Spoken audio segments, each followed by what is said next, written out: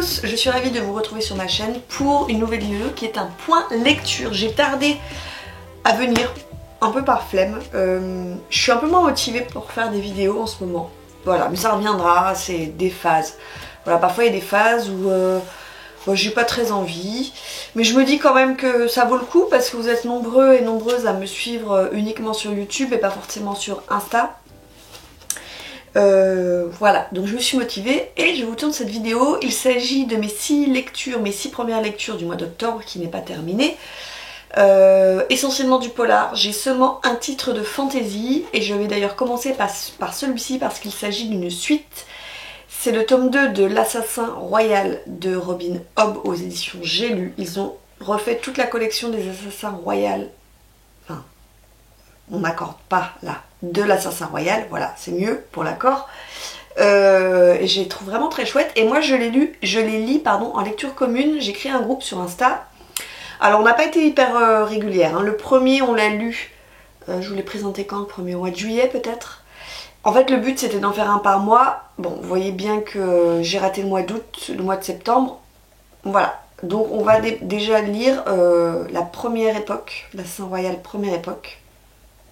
Le tome 3, ce serait bien qu'on le lise au mois de novembre. Alors, pour ceux qui ne connaissent pas Robin Hobb, donc c'est une des plus grandes autrices de fantasy. Elle a écrit énormément. Et notamment, elle a écrit tout un univers autour de l'Assassin Royal, les aventuriers de la mer, le fou et l'assassin, etc. C'est de la fantasy qui est plutôt light, je dirais. Vous n'avez pas par exemple de trolls ou d'elfes ou ce genre de choses.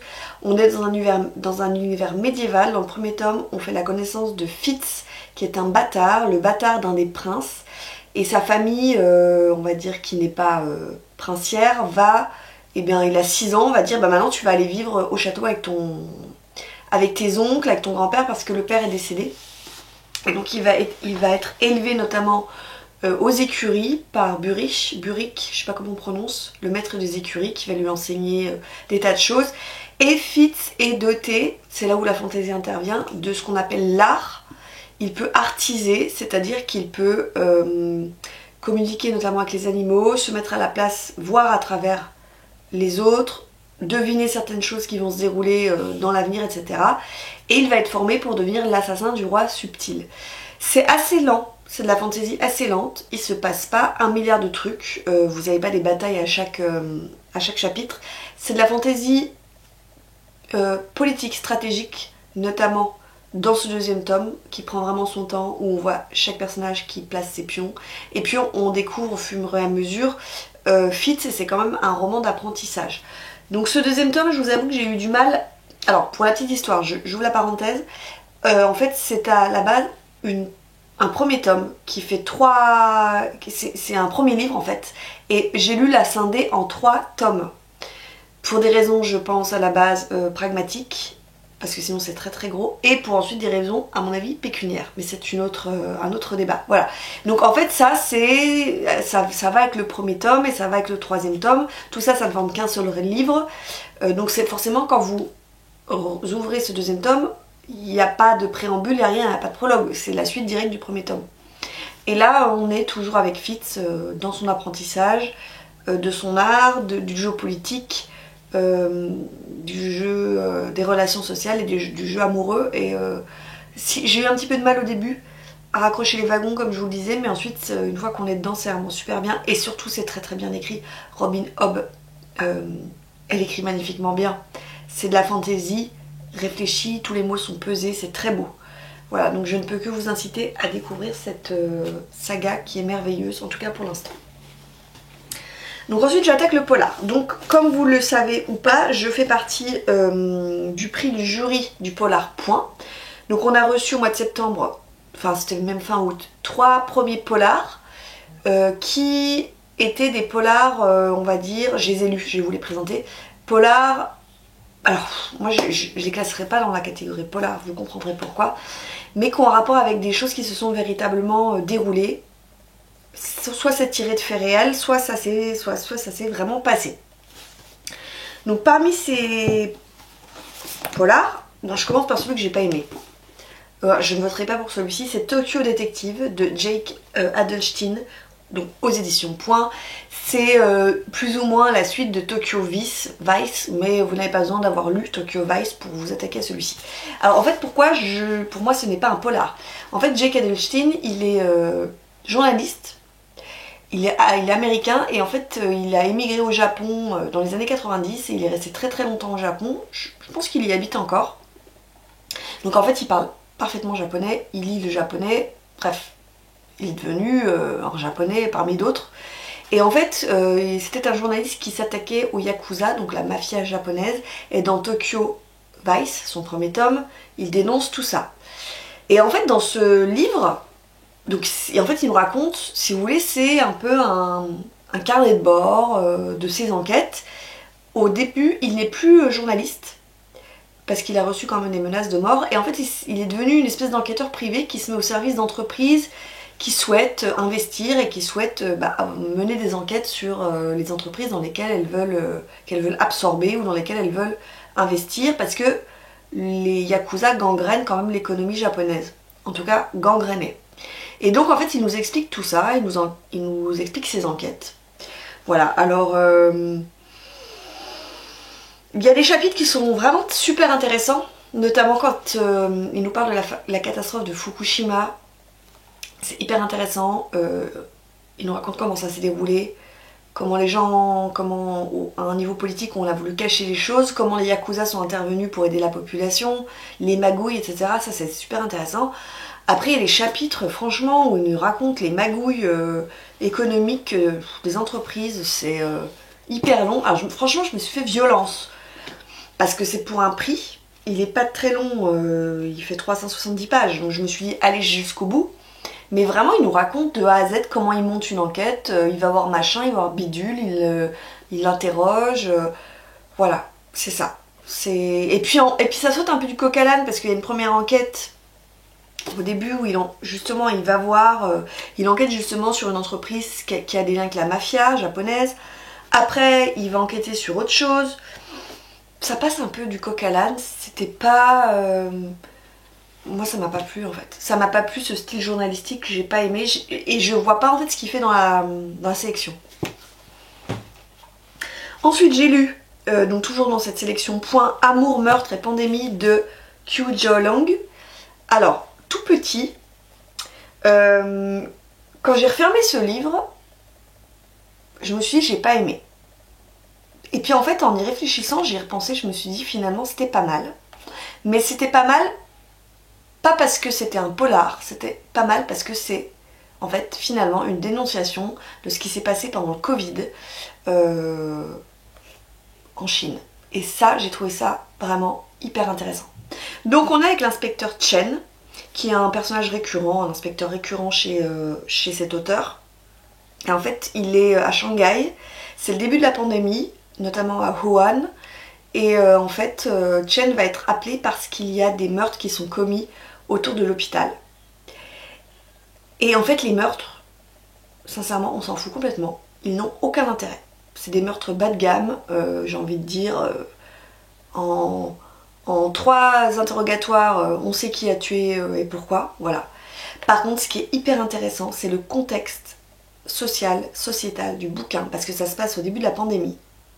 Et c'est en fait un réquisitoire contre le gouvernement chinois que fait passer ici l'auteur, et c'était très intéressant. En fait, il nous raconte que pendant la pandémie, nous, on a été enfermés chez nous. On pouvait pas sortir, on pouvait sortir, enfin, vous vous rappelez tous, on était restreints, fallait faire le papier, machin, pour sortir, on faisait la queue pour faire ses courses. Mais à côté, ce qu'ont vécu les Chinois, nous, c'était la liberté totale et c'était un parc d'attractions. Parce qu'en fait, il faut savoir que dans des quartiers qui étaient infectés, donc c'était la politique du zéro Covid, les quartiers infectés étaient murés au sens littéral, c'est-à-dire qu'on montait des murs. Vous aviez la brigade, ce qu'ils appellent la brigade blanche, donc des gens habillés tout en combinaison en blanc, montaient des murs de parpaing, donc les gens ne pouvaient pas sortir du quartier. On était même amené à murer dans les appartements les portes des gens pour qu'ils ne puissent pas sortir des appartements. Et en fait, vous avez des tas de victimes collatérales qui sont mortes, non pas à cause du Covid, mais à cause de tout ce qui a été mis en place à cause de la crainte du Covid. Par exemple, vous ne pouviez pas être admis à l'hôpital si vous n'aviez pas un test négatif de moins de 24 heures. Donc vous avez des femmes enceintes qui sont mortes, dont le bébé est mort, parce qu'elles n'ont pas pu accoucher, elles ont fait des hémorragies. Vous avez des enfants, c'est terrible, qui sont morts de l'appendicite chez eux, parce qu'on les a pas admis à l'hôpital, donc ils sont morts, ils ont fait des infections, des septicémies. Vous avez des gens qui se sont suicidés, parce qu'ils étaient dans une détresse psychologique, morale, ils ont sauté de leur balcon, des suicides en masse. Et en fait, l'inspecteur Chen, lorsqu'il mène son enquête, voit tout ça et nous rapporte tout ça dans un dossier qu'il appelle le dossier Wuhan, qu'il veut faire passer, faire imprimer traduire en anglais et le faire passer en Occident. Et je vous assure, si vous devez lire ce livre, c'est juste pour ça. L'enquête elle est nulle, mais le côté social, sociétal, comment est-ce qu'on a traité, comment est-ce qu'on a voulu... En fait, voilà, les Chinois voulaient montrer aux yeux de l'Occident qu'ils étaient meilleurs et qu'ils géraient beaucoup mieux la pandémie et que le Covid en gros n'existait pas et que ne se transmettait pas. Mais au sacrifice de combien de personnes, c'est glaçant. C'est glaçant quand vous lisez ça, c'est terrible, avec des témoignages réels, je pense, de gens qui ont perdu leurs femmes, leurs enfants, leur mari, parce que faute de soins et d'admission à l'hôpital, c'est affreux. Et dans cette sélection, le troisième que j'ai lu, c'est Wild Wild Siberia, c'est de Josh Haven, et celui-ci je me suis éclatée. Alors il n'est pas très gros non plus, il fait moins de 300 pages. Et là encore on est basé sur des faits réels, et pourtant sur le papier c'était pas gagné. Parce qu'en fait on est au début des années 90, l'URSS est tombée, elle devient la Russie, et en fait pour ouvrir l'économie de la Russie aux capitaux étrangers, le FMI va éditer des bons qu'il va distribuer en fait à la population, et ces bons vous permettent d'investir dans des entreprises et ça permet en fait que les capitaux étrangers puissent venir plus facilement, etc. On s'est basé sur cette économie là. Et on va suivre au départ deux types qui se rencontrent au hasard dans un bar. Donc on a un anglais qui s'appelle... comment il s'appelle? Je me rappelle plus. Il y a Peter qui est tchèque et il y a John qui est anglais. Et en fait ils vont se dire qu'il y a un business à monter. Donc ils vont aller en Russie. Ils vont racheter tous les bons qu'ils peuvent d'entreprises qui sont susceptibles d'être cotées en bourse, notamment une entreprise gazière. Ils vont les racheter à la population, et pour essayer en fait, s'ils achètent ces bons, ils détiennent le capital, une partie du capital de l'entreprise en question. Et alors c'est une épopée à travers la Russie, de haut en bas, de droite à gauche, en travers, avec des trains, avec des avions. C'est un truc de malade, parce qu'on se rend compte qu'on est au Far West, avec le luxe le plus délirant qui côtoie la misère la plus totale. Ils vont se retrouver embringués dans des histoires avec la mafia russe, à être intimidés. C'est rock'n'roll, c'est rythmé, j'ai adoré. Franchement, c'était très très bien. Et on se dit, le plus dingue, c'est que presque tout est réel. En fait, au départ, il y a un prologue dans lequel l'auteur nous dit qu'il s'est vraiment fondé sur des choses réelles. Comment des Russes, des oligarques, a escroqué la population. C'est toujours le même... les plus pauvres restent pauvres, les plus riches s'enrichissent. C'était excellent. Vraiment, je vous le conseille parce que on s'ennuie pas, malgré ce thème de l'économie. Voilà, moi je me suis dit, oh là là, ça va être un truc, racheter les bons, investir dans des capitaux, ça va être pénible. Et en fait, pas du tout, c'était excellent. Vraiment, je vous le conseille.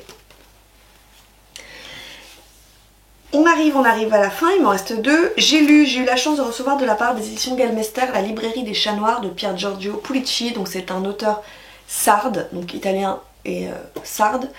Et donc son histoire se passe en Sardaigne. Alors, je le qualifierais ici de cozy mystery. Attention, malgré des meurtres qui sont terribles, qui sont assez violents, l'enquête pour moi ne prend pas le pas sur le reste. On est avec Marzio. Marzio, c'est un libraire qui a ouvert une librairie qui s'appelle la librairie des chats noirs. Pourquoi? Parce qu'un jour, donc sa librairie marchait pas tellement, et un jour il y a deux chats noirs qui sont venus squatter, donc il les a gardés, et depuis ça a fait le buzz sur les réseaux sociaux, Et c'est une librairie qui est consacrée au polar, au thriller et au roman noir.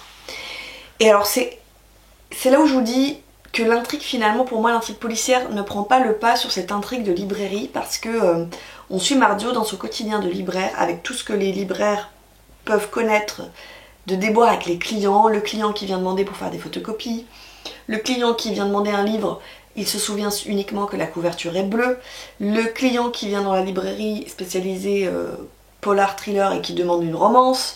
Et Mardio, c'est vraiment un ours mal léché. Heureusement, il est aidé à la librairie par Patrizia qui vient mettre un peu d'eau dans son vin et qui guide les clients. Alors c'est vrai que parfois il y a des situations un petit peu exagérées, on se dit quand même le libraire il est quand même pas sympa, mais c'est assez drôle. Et parallèlement à ça, vous avez une intrigue policière où au début vous avez un type qui s'introduit chez les gens, qui les gaze, qui les ligote. Et en fait, en gros, il demande au mari, choisis, je tue ta femme ou je tue ton fils, t'as 1 minute pour choisir. Voilà, et si tu ne choisis pas entre ta femme et ton fils, je les tue tous les deux. Et donc on va avoir 2 flics qui sont amis avec Mardio, qui vont enquêter, qui vont faire appel à Mardio pour progresser dans l'enquête, voilà. J'ai bien aimé l'ambiance, j'ai bien aimé le côté librairie. Je suis franche avec vous. Le côté intrigue policière m'a moins séduite parce que je l'ai trouvé un petit peu tiré par les cheveux, notamment la résolution. Mais c'était très sympa à lire et a priori c'est le premier tome d'une saga consacrée donc à Mardio et à sa librairie. Et donc vraiment je me plongerai dans les autres romans avec bonheur parce que j'ai trouvé que c'était hyper sympa de mettre comme ça à l'honneur cette librairie consacrée au roman noir, au polar, au thriller. En plus, il a fondé dans sa librairie, 1 fois par mois, il a un club de lecture qui se réunissent et ils lisent des classiques de la littérature noire. Donc Agatha Christie,